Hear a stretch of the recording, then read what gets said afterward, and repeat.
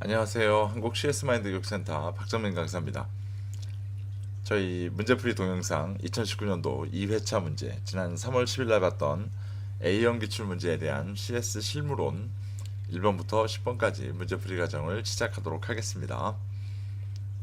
저희 매번 동영상 앞에다가 얘기했던 구독을 부탁드렸던 멘트는 굳이 똑같이 말씀은 드리진 않겠습니다. 하지만 필요하신 분들은 구독을 해놓고 정기적으로 올라오는 영상을 좀 보셔도 괜찮을 것 같습니다. 자, 본격적으로 문제풀이하러 들어가겠습니다. 1번 문제.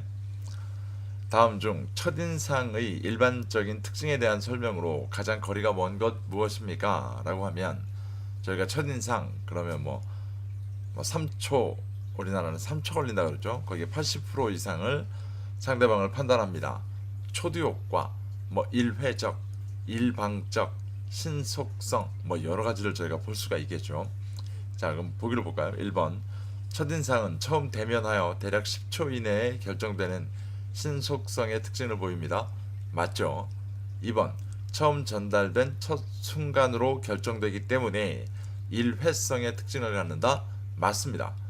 3번. 뒤에 들어온 정보가 처음 들어온 정보를 차단해버리는 초두 효과의 특성을 보인다. 초두 효과는 맞습니다만 앞에 설명된 말이 잘못됐죠. 그래서 처음 들어온 정보가 뒤에 들어온 정보를 차단해버리는 효과가 저희가 초두 효과다라고 부르고 있습니다. 나머지 4번, 5번도 다 맞는 설명이겠습니다. 1번 문제 상당히 수월하게 풀 수 있는 문제 유형이었습니다. 다음 문제 보겠습니다. 2번.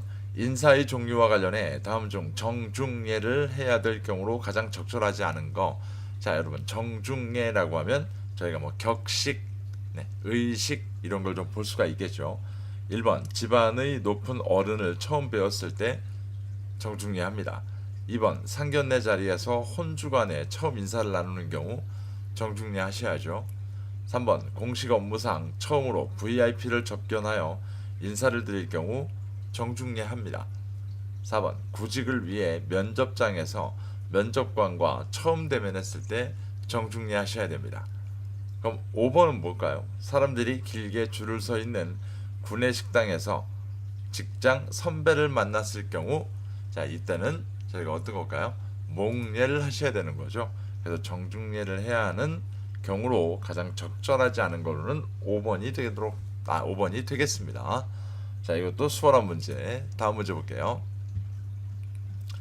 전통적인 공수법에 대한 설명으로 가장 올바르지 않은 거.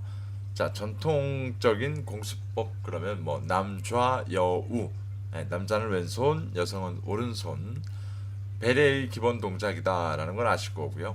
저희가 바뀌는 게 어디서 바뀌냐면 흉사라고 불려지는 저희가 상갓집에서는 이제 위치가 뒤바뀌게 됩니다. 남자 여자가 똑같을 리가 없고요. 자, 그럼 보기로 볼까요? 1번. 공수는 배례의 기본 동작으로 두 손을 앞으로 모아서 잡는 것을 말합니다. 맞죠? 2번. 공수는 의식 행사에 참석하거나 어른을 뵐 때 반드시 합니다. 맞습니다. 3번. 평상시와 흉사시의 손위치는 동일하다. 이럴 리가 없죠. 그래서 평상시가 남좌 여우, 그 다음에 흉사시가 되면 남우 여좌로 바뀌게 될 겁니다.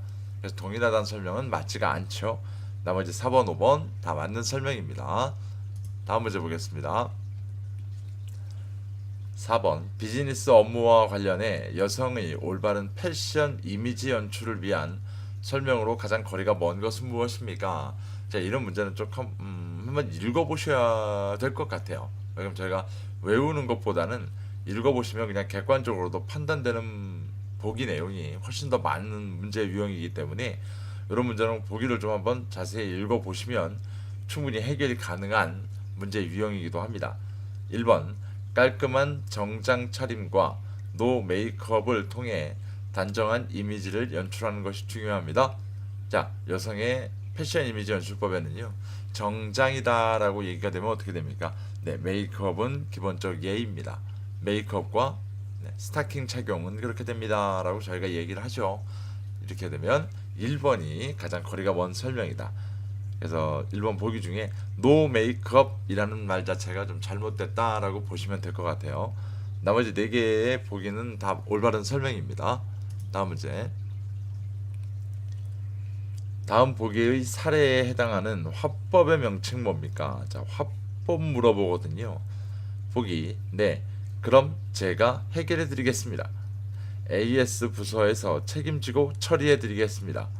저희가 오전 중으로 확인해서 꼭 다시 연락드리겠습니다. 자, 위에 보기는 잘 보시면 여러분 다 뭐 하는 거예요? 약속하잖아요. 저희가 우리 약속한다라는 건 실제 서비스 현장에서는 함부로 약속하지 말라고 나오거든요. 하지만 이 관점을 뒤집어 보면 무슨 화법? 네, 신뢰 화법입니다. 그래서 저희가 꼭 알아야 될 화법 중에 한 가지고요. 현장에서도 꼭 필요한 신뢰를 쌓는 화법이다라고 얘기가 되어 있는데 현장에서는 약속을 함부로 했다가 안 지켜졌을 경우에 문제가 생기는 것 때문에 저희가 잘 쓰지는 못하고 있죠. 뭐 쓰지는 못한다는 표현보다는 활용을 잘 못하죠. 그래도 저희가 꼭 필요한 화법 중에 하나는 신뢰 화법이 될 겁니다. 다음 문제 보겠습니다. 다음 중 고객이 제품이나 서비스를 사용한 후 고객의 욕구를 충족시키지 못했을 경우 발생되는 고객 불만 유형이 뭡니까? 라고 나온다면 잘 보세요. 여기에는 뭐 여러 가지가 있는데 일단 기본적으로 봤을 땐 4가지 불만 정도가 있어요. 그게 효용 불만, 심리적 불만, 균형 불만, 상황적 불만일 거예요. 자, 이 중에 문제에서 제기한 것처럼 서비스를 사용한 후라고 얘기하거든요. 사용한 후 고객의 욕구를 충족시키지 못했다 라고 나오는 키워드를 잡게 되면 사용한 후라고 하면 어떻게 될까요? 네, 효용 불만이 딱 떠오르시면 됩니다.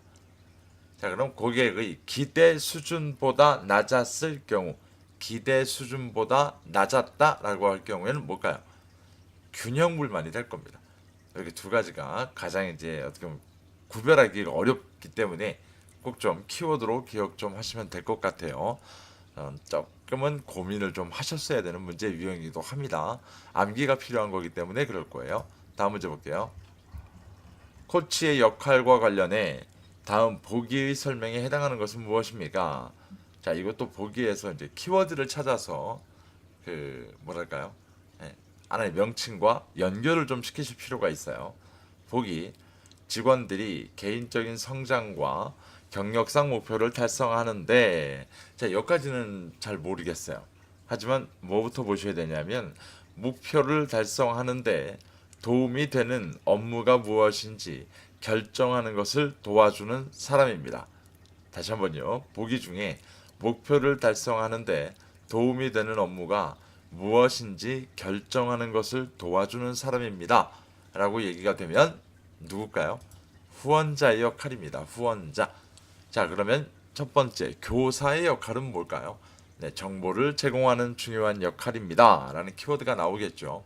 저희가 이건 교사는 아마 학습하시는 교재에 보면 이거 우리가 정보 제공이라고도 되어 있을 겁니다. 그럼 이번에 멘토가 멘토. 자, 이 사람들은 어떤가요? 네, 정치적 역학관계에 대처하는 방법 이런 게 설명이 나올 거예요. 정치적 역학관계에 대처하는 방법 또는 뭐 영향력을 행사 이런 말이 나오면 저희가 이거 멘토라고 부르죠. 학습하시는 교재에는 이게 아마 조언자로 돼 있을 겁니다. 그 다음에 평가자는 뭘까요? 네, 적절한 피드백이나 지원을 하기로 약속한 사람. 적절한 피드백이나 지원을 하기로 약속한 사람, 저희가 이거 평가자라고 부르게 됩니다. 역할 모델은 뭐 행동으로 보여주는 역할을 수행합니다. 라는 걸로 보실 수가 있겠죠. 자, 이 문제도 수월하게 해결할 수 있는 문제 유형이었습니다. 다음 문제 보겠습니다. 다음 중 바람직한 전화응대 자세와 가장 거리가 먼 거 뭡니까? 바람직한 전화응대 자세. 1번 언어는 정확하고 간결한 표현을 사용합니다. 맞을 거예요. 2번 상대를 마주보고 대하는 것처럼 정중하며 친절한 태도로 응대합니다. 맞죠? 3번 전화기 옆에는 필기 도구를 준비하여 항상 메모할 수 있도록 대비합니다. 맞아요. 4번 통화 도중 상대방을 기다리게 할 경우 주의 소음이 들어가지 않도록 대기 버튼을 사용하는 것은 신뢰가 되므로 주의토록 한다. 네, 이건 좀 이상하죠. 내용 자체가 대기 버튼을 사용하시는 게 오히려 맞는 거죠. 네, 4번이 잘못됐습니다. 다음 문제 보겠습니다. 다음 중 효과적인 경청을 위한 방안으로 가장 바람직하지 않은 거, 효과적인 경청이라고 지금 얘기하거든요. 그렇다면 이 문제도 객관적으로도 충분히 판단이 가능한 문제 유형이에요. 1번 고객에 대한 편견을 버리고 고객의 입장에서 듣습니다. 맞아요? 맞을까요? 맞을까요? 맞습니다. 2번 주의를 고객에게 집중합니다. 맞죠? 3번 고객의 말을 복창하는 것은 효과적인 경청의 방해 요소가 된다. 아니요. 그럴 리가 없어요.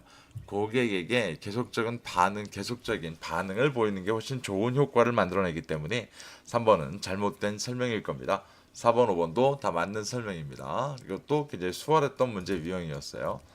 자, 저희 마지막 10번 문제. 번호는 70번이라고 되어 있는데 다음 중 호칭의 기본 예의에 대한 설명으로 가장 거리가 먼 거. 자, 호칭 물어보거든요. 1번 자신보다 나이가 많거나 지위가 상급인 경우 공손하게 직위나 적정한 사회적 경칭을 사용하는 것이 좋다. 네, 맞을까요? 네, 맞습니다. 2번 직장 상사가 미혼 여성 직원을 호칭할 경우 누구누구 씨라고 하는 것은 신뢰가 되므로 직원의 이름에 있는 성입니다. 성을 이용하여 미스 누구 또는 모양 등으로 불러주어야 합니다. 이건 맞지가 않죠. 이건 이렇게 표현하는 건 호칭에서 적절한 표현이 아닙니다. 2번이 잘못되어 있죠. 나머지 설명들은 또 다 맞습니다. 자, 이렇게 되면 저희가 실무론 이번 2회차 문제 일단은 1번부터 10번까지 10개의 문제를 좀 풀어봤는데요. 전체적으로 봤을 때는 뭐 제가 문제가 나올 때마다 끊임없이 수월하게 해결이 되는 문제입니다. 라고 지금 언급을 드리고 있었던 것처럼 크게 어렵지 않은 아주 평이한 수준의 학습하는 교재 정도의 내용만 알고 계셔도 충분히 해결이 될 수 있을 만한 문제 유형들이었습니다. 간단하게 보셨으면 보실 수 있었던 문제였던 거로 저는 생각을 좀 하고 있고요. 그 다음에 보여드리는 이 화면 매번 저희가 그 10번까지 10개의 문제가 끝난 다음에 꼭 나오는 화면입니다만 이 동영상 가지고 설명이 부족한다든가 또는 자세한 자료를 보고 싶다든가 이렇게 되면 이게 저희 카페 메인 화면이에요. 그래서 카페를 찾아오시게 되면 카페에 다양한 정보나 다양한 자료들이 시험 준비 자료들이 공유되고 있습니다. 그래서 네이버에서 박정민 강사를 검색해 보시면 제 카페를 충분히 찾을 수가 있을 거고요. 거의 제 글이 거의 다 있을 테니까요. 그렇게 좀 확인하셔가지고 가입하셔서 같이 한번 시험 준비를 하는 데 있어서 활용해 보시면 도움이 되실 것 같습니다. 오늘도 긴 시간 고생 많으셨고요. 다음번 영상은 CS 실무론 11번부터 20번까지 문제풀이로 돌아오도록 하겠습니다.